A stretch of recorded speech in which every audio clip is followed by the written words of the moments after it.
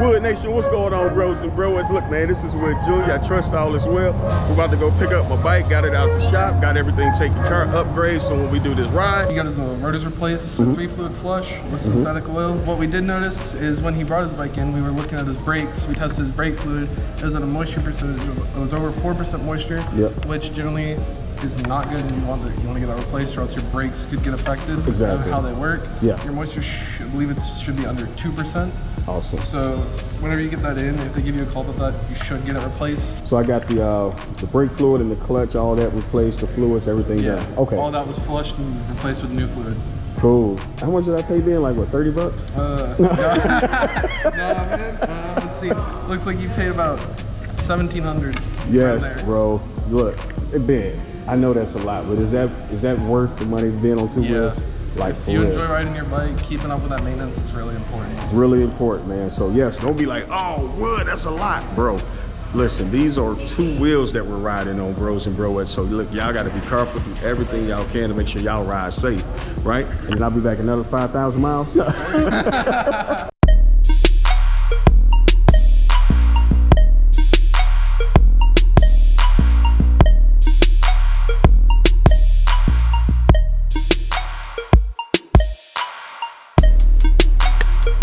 All right, Wood Nation, bros and broettes. So look, check this out, man. What I want to do now is check my Empire highway pegs, right?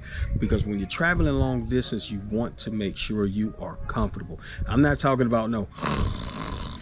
All right, bros and broettes. So the way I measure my highway pegs is I use my motorcycle jack and I put it under my motorcycle and have the motorcycle upright. So now that my motorcycle is even, I'm looking at my highway peg on my left and your left, and my highway peg on my right, your right. And I noticed the one on the left appeared to be further out, meaning further outward to the left than my highway peg here on the right. See, this one is kind of in a little bit, so I'm gonna have to loosen this little guy and bring it out a little more, right? So now that's just with the bracket. I repositioned my left foot peg to match my right foot peg. So from this angle, would you all say they're even? What's your thoughts? Of course, I know, well, I have to be there in person. Well, I know, I live at 555 with your googly eye. You see it from that angle. Now what I'm going to do is show you from this angle. What do you think? But what I'm going to do is I need to just hop on the bike first. So I have to sit it on the bike, bros and broettes. My left side have to come in just a smidget, just to bring it in just a little bit more to match with my right. So let me do that. All right, so I think I may have it down packed, bros and broettes. I think so, not 100% sure. So there we go. So I'm thinking that it feels okay, but I know my left here, it almost feel like it's somewhat higher than the right. But I don't know, do you guys feel that way, bros and bros? It's almost like either your left or your right is always more comfortable than the opposite when you're on your when you're chilling on your highway pegs. I can tell my left foot peg is a lot more even with my right foot peg, so that feels a lot better. So I think I'm gonna rock this for a while. What I'm gonna do is go ahead and tighten it down pretty good, and I should be all right. But yeah, this feels good. This feels good.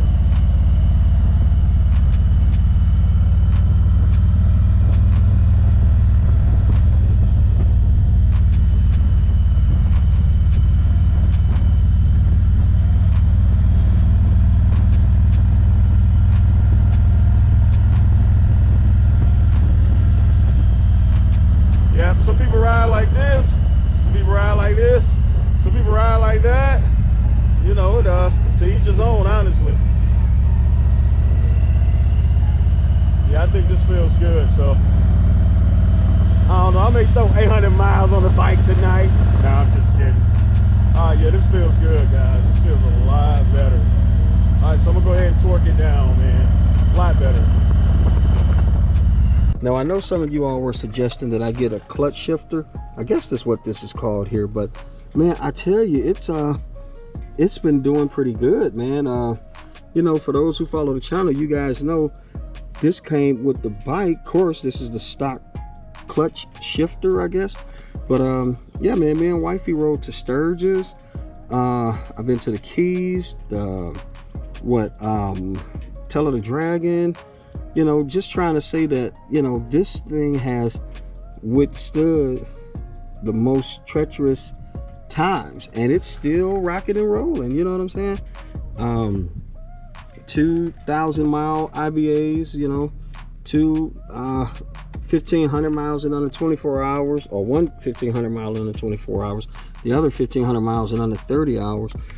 I mean, just a lot of riding with this same clutch shifter, or whatever it's called. But I mean, it's pretty sturdy, bros and bros. I know you guys said that these have a habit of breaking in the duringest times, but honestly, so far so good. And I don't know if I want to go through that hassle of put it on the new one when I don't have to. You know what I mean? I kind of look at it the same as, you know what I'm saying, the stock shocks. That the stock shocks is pretty good to me. I mean, I have no issues with them, but you know, I mean, I'm not opposed to better. But yeah, it's been working good for me, bros and broettes. So you can see here, look at it. It looks like everything is right on point. There's no, you know, delay in the response. See there? Look at there. I mean, it's, you know,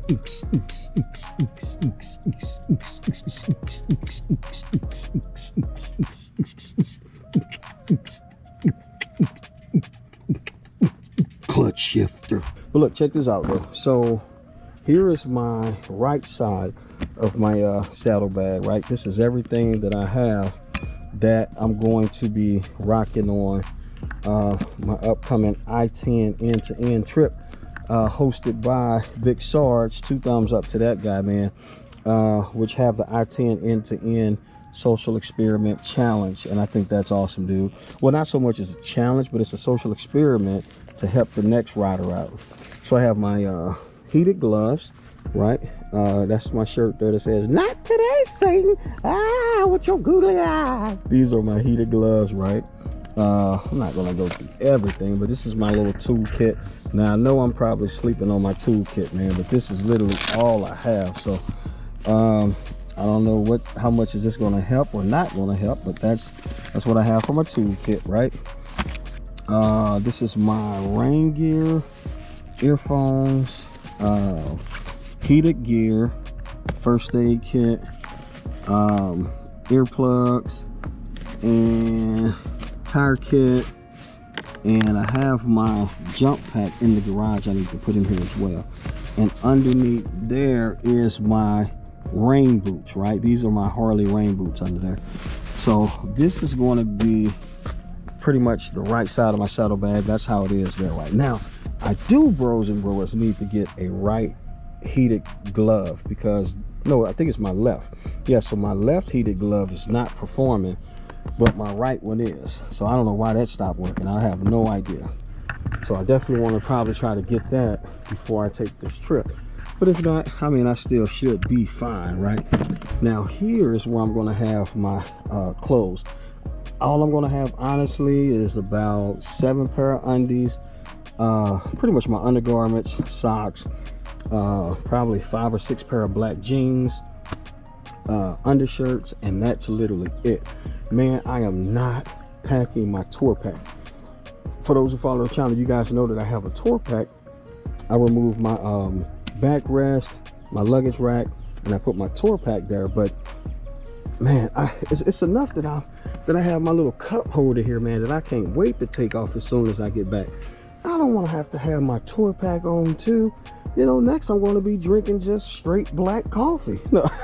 Bros and bros, do you guys think the main reason these clutch rods, I guess, do you think the main reason they break is because, I mean, some people are heavy footed on their clutches, man.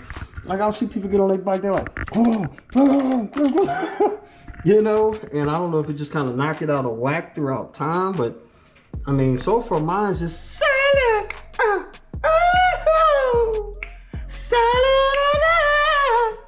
All right, y'all. Blessings. I'll see y'all at church.